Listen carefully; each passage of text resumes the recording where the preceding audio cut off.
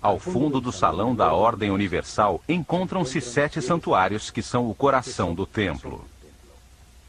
Explica as fases do Gênesis, a aparição do pensamento humano e os princípios divinos, as forças que impulsionam seu processo de aperfeiçoamento. O primeiro santuário está dedicado a Thoth e ao nascimento do faraó Sete I, que representa no templo o nascimento da consciência do homem no universo.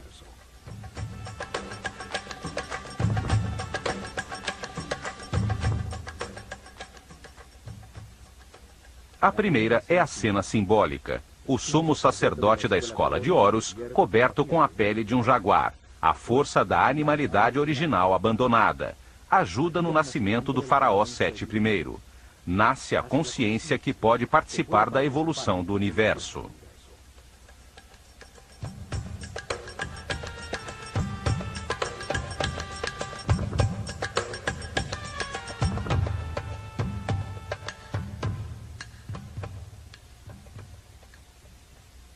Thoth, um homem com cabeça de íbis, simboliza o verbo divino, que dá nome a tudo o que existe. Representa o princípio multiplicador do único Deus, que ao nomear, cria um ser divino. Thoth carrega o livro do destino, onde anota as transformações de cada espírito, os nomes e formas, as diferentes personalidades na cadeia de reencarnações que nos levam à imortalidade.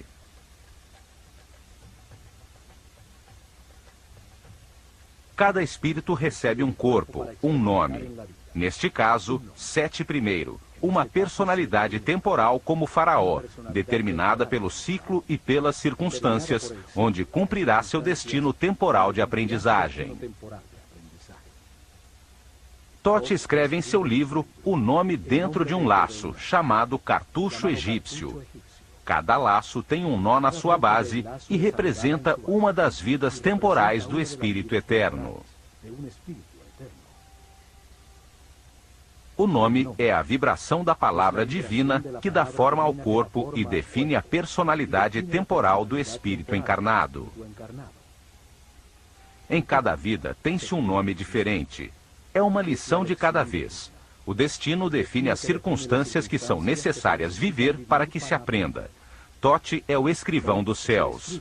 Arquiva a lição que o espírito encarnado deve aprender no livro do destino e no momento da sua morte escreve os sucessos obtidos.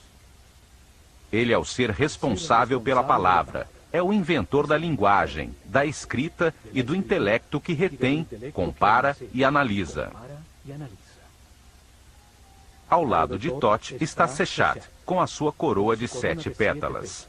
7 é o número do processo. 7 são os níveis da mente do homem. Ela escreve na matéria o nome do faraó, dando lugar a seu atual ciclo temporal.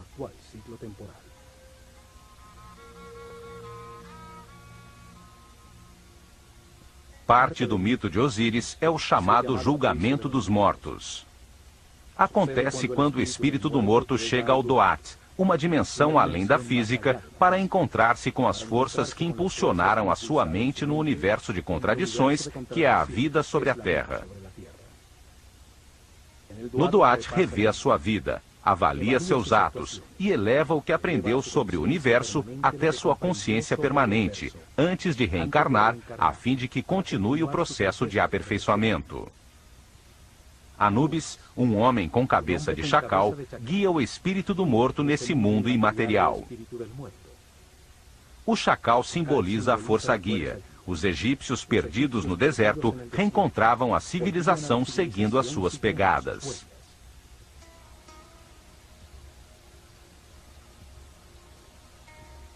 Anubis coloca o coração na balança dupla de Maat, a deusa da verdade e da justiça. O coração é o símbolo do que o morto sentiu, pensou, decidiu e fez. O contrapeso é a leve pluma da verdade que determina se aprendeu a lição devida. Precede a Thoth um homem com cabeça de íbis que simboliza o único Deus quando multiplica os seres da criação. Ele pesa o resultado de cada decisão. Avalie o seu comportamento em cada circunstância difícil do seu destino. A lição essencial nesta encarnação. Ele escreve o livro do destino, os registros akáshicos, as transformações de cada espírito em seu processo de evolução, o nome que usou, a forma que adotou, o lugar onde nasceu, as circunstâncias que experimentou e os resultados obtidos. Uma estranha figura, composta de partes de vários animais, observa. Representa as formas encarnadas pelo espírito, as diferentes formas de animalidade original. É a força animal que impulsiona o espírito em direção à matéria, a paixão, o desejo, as sensações do corpo. É a força de Sete, o lado escuro de todo ser humano, o que atrasa o seu processo de evolução.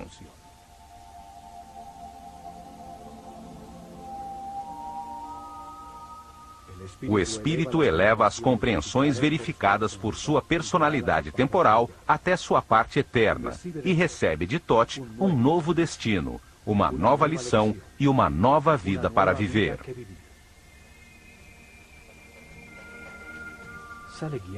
Sai guiado por Horus, a luz de sua própria consciência, a que o espera no momento de sua liberação definitiva, quando terminam seus ciclos de reencarnação, porque já aprendeu tudo.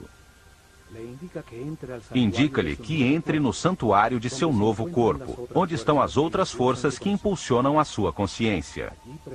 Ali, presidindo, se encontra Osíris, força que impulsiona o processo em direção à espiritualização e ao abandono das paixões animais.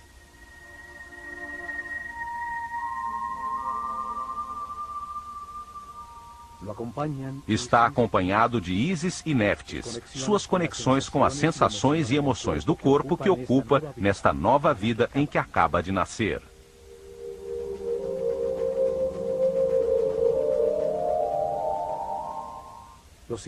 Os 3 santuários seguintes estão dedicados ao único Deus adorado pelos egípcios, aquele que está em todos os lugares. Contudo, eles o viam em 3 fases diferentes, 3 momentos diferentes de um só Deus. O Egito é um país de um só Deus, e sempre foi assim. Só que para eles, esse único Deus, essa única e total consciência, se manifesta no universo em 3 diferentes momentos do Gênesis. Os sacerdotes utilizaram 3 nomes diferentes para essas 3 fases da criação, para comunicar fácil e gradualmente como compreendiam Deus.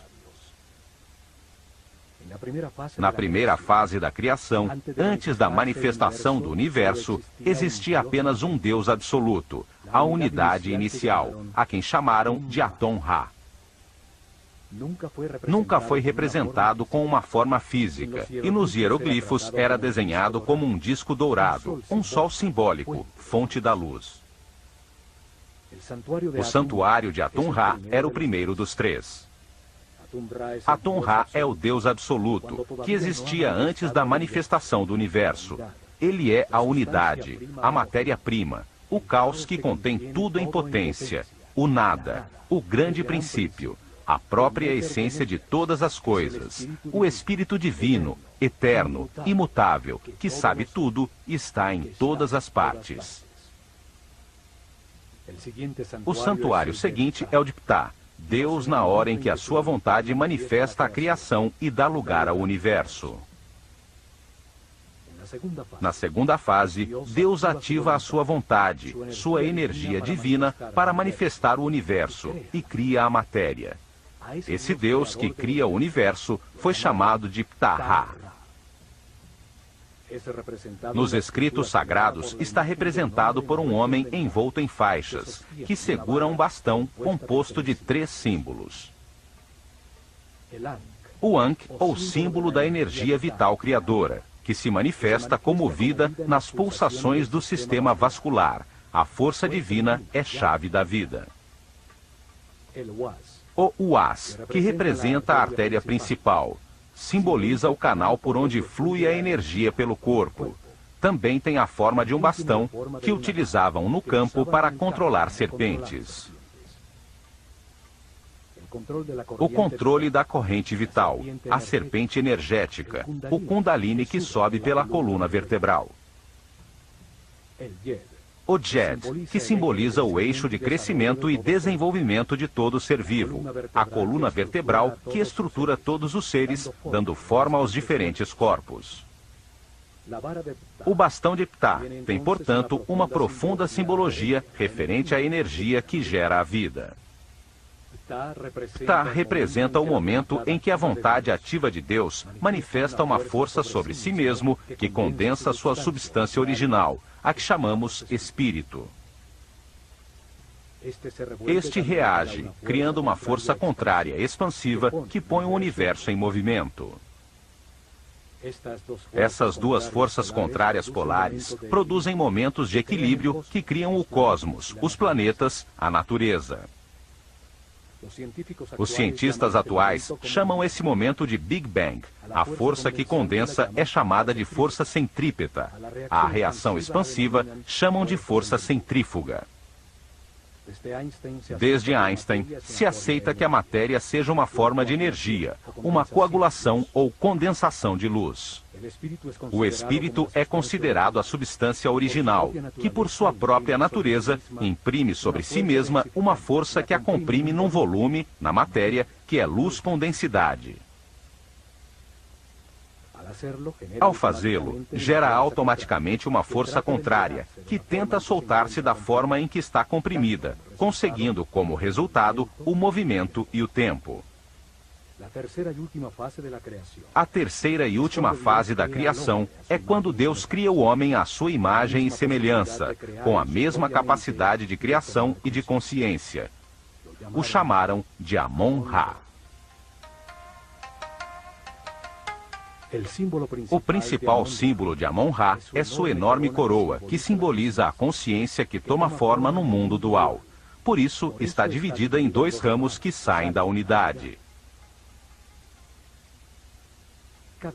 Cada ramo tem 7 folhas, 7 níveis por onde passa a consciência, desde o momento em que encarna pela primeira vez no corpo de um homem, até o momento em que se ilumina, livrando-se das limitações materiais. Quando a classe dos sacerdotes desapareceu, o sentido desse símbolo se perdeu. Isso fez com que se acreditasse que praticavam a idolatria, num sistema religioso com muitos deuses. No entanto, o Antigo Egito sempre acreditou em um único Deus. Basta entender o sentido de cada símbolo para revelar a sua aparente complicada teologia e descobrir que é tão simples quanto a sua geografia.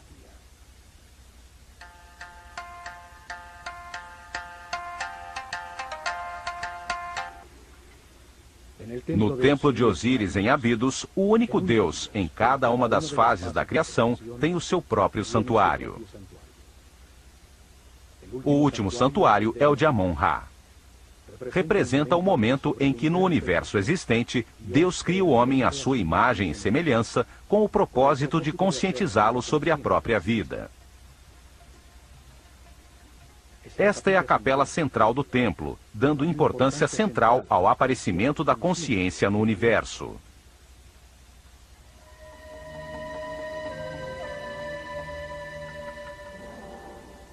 Em seus muros aparece o símbolo do deus Amon-Ra e o faraó, como o homem consciente que agradece pela vida, aceitando suas partes de luz e de escuridão, de gozo e de dor, compreendendo-a como um processo de aperfeiçoamento.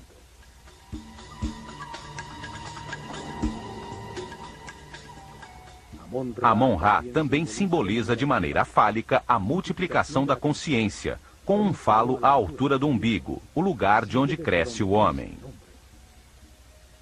Usa sempre alguns dos símbolos sagrados, a chave da vida ou o canal da energia.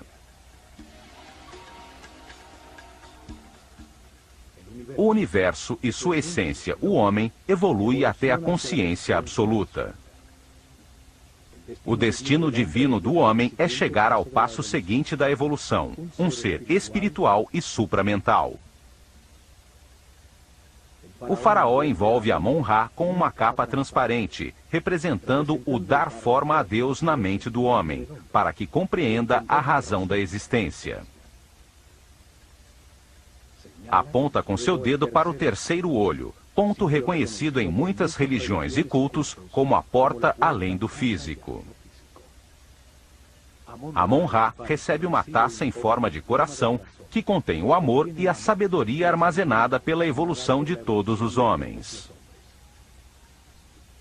As 3 capelas seguintes estão dedicadas da seguinte maneira: a primeira a Osíris, a segunda a Ísis e a terceira ao filho de ambos, Horus. Na criação polar que se manifesta como luz e escuridão, Osíris e Ísis representam a luz, o avanço da consciência através dos ciclos de vida, morte e renovação.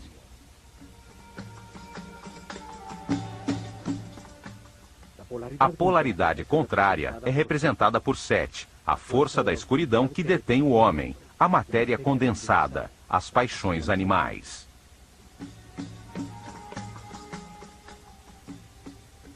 Horus nasce quando a luz triunfa sobre a escuridão.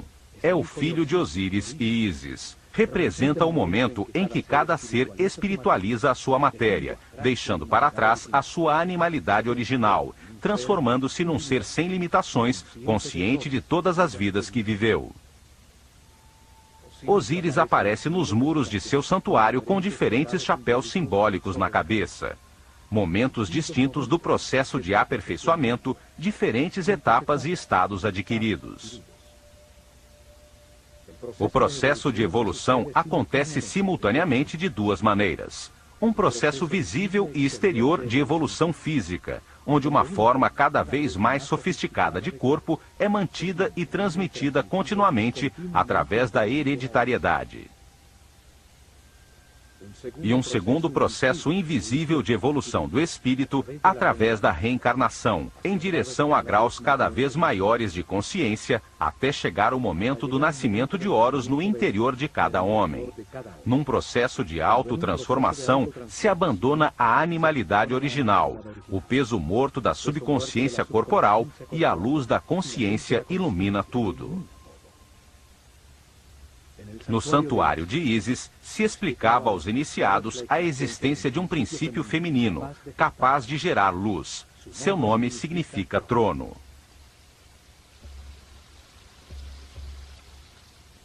Cada imagem simbólica expressa um pensamento de uma maneira muito simples, além da linguagem. Na filosofia esotérica se diz que cada símbolo tem 7 chaves. Ísis é simbolizada por uma mulher com um abutre na cabeça, sobre o qual se apoiam 2 chifres de vaca que sustentam um disco dourado. Osíris e Ísis representam 2 forças gêmeas, orientadas à espiritualização da matéria, à evolução da consciência. No mito, converteram-se em irmãos ou em marido e mulher.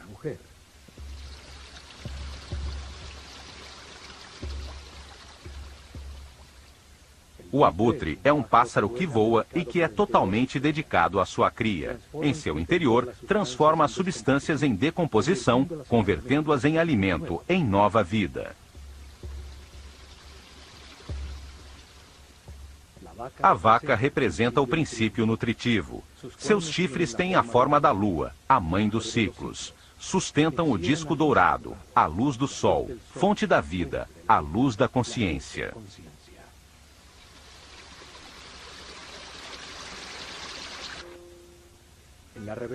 Na reveladora história mítica, Osíris e Ísis governavam o Egito. Deram forma às suas leis, foram um instrumento da civilização, ensinando o respeito e a busca de Deus.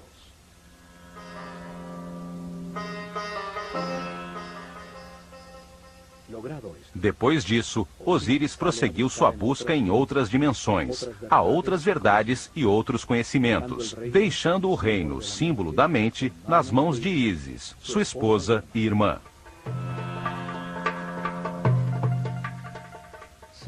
Set, seu outro irmão, a força animal obscura, queria apoderar-se do reino, da mente do homem, e de Ísis, por quem estava loucamente apaixonado. Quando Osíris regressou, Sete, em conspiração com outros 72 nobres, o convidou a um banquete ao qual levou um belo sarcófago talhado na madeira, do tamanho exato de Osíris. Declarou que o daria de presente a quem se ajustasse nele perfeitamente. Um a um, eles experimentaram, e quando Osíris se deitou em seu interior, os conspiradores fecharam a tampa e selaram-na com chumbo. Depois atiraram o sarcófago no Nilo. Sete, que representava a parte animal e passional de todo ser, tomou posse da mente, limitando-a às sensações e desejos do corpo.